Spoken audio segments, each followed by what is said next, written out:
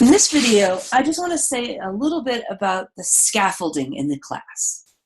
So the assignments in this class are scaffolded, and then they start out with the assignments that contain a good deal of guidance, the guided practice exercises, and work up to assignments that have you doing more independent work, the learning modules. So for each module, there's a sequence that needs to be followed. So first, you'll complete the reading assignments and watch the video lectures for the module. This will happen before class. Next, you'll complete the concept check for that module. The concept check, this assesses whether you have a basic understanding of the concepts in the module and are ready to start applying those concepts. And you need to achieve mastery of each concept check before we work on that module in class. And so the due dates for that are all in the course schedule. So once you understand the basic concepts for the module, you're then ready to start trying to apply these concepts. And you start doing that via the guided practice exercises. These exercises will walk you through the skills you need for each learning objective through a short written discussion and an example or two. And so these exercises will take up the bulk of class time. Once you have practiced the skills for each learning objective, you're ready to try some similar problems on your own in the learning modules.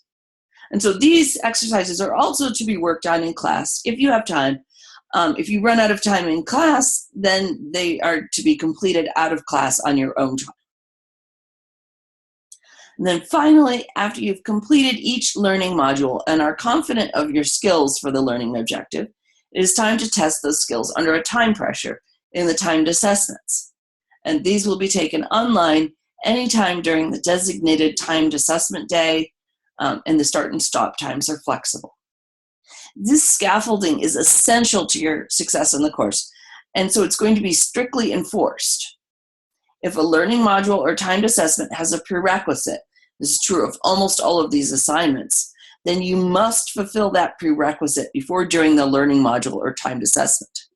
This scaffolding will be enforced through Blackboard permissions. These items will simply not be available to you until you have fulfilled the prerequisite. So say the prerequisite for a learning module, say learning module 2.1. The prerequisite for that is guided practice 2.1. So you must have at least one attempt at guided practice 2.1.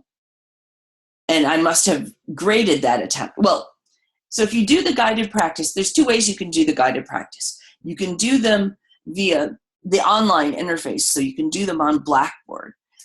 And if that case, once you hit submit, then the learning module, let's say 2.1, will be opened up for you. Before you submit that guided practice, you won't even be able to see it.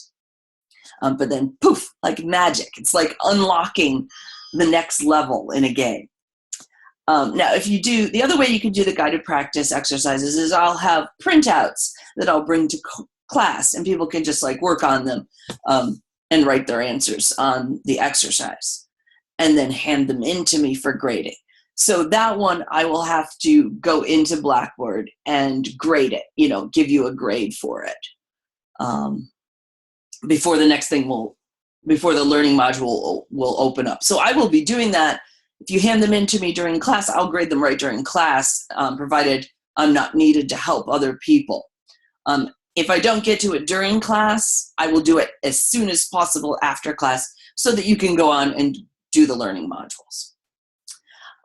Likewise, when you go to do your timed assessments, if you have not completed the prerequisite, say for timed assessment 2.1, will be learning module 2.1. You have to have at least attempted it. So you don't have to have achieved mastery, but you have to have at least made a good faith attempt, okay? So not just like open it up and then like submit it without answering any questions. That's not really cool. And that's just defeating the purpose of what's going on. The purpose of the scaffolding is so that you actually are successful at achieving mastery the first time. And if you try to jump in and take a timed assessment and you haven't done the guided practice and the learning module that corresponds to it, you're not probably going to do very well. So the idea is to set it up so that you're successful the first time, ideally. So the timed assessments will have permissions on them also, so you won't see the timed assessment. Well, you won't see the timed assessments till your stop time, till your start time appears. But even once your start time has come around,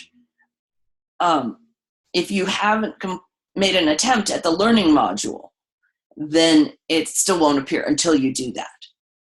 So that's how it's going to work.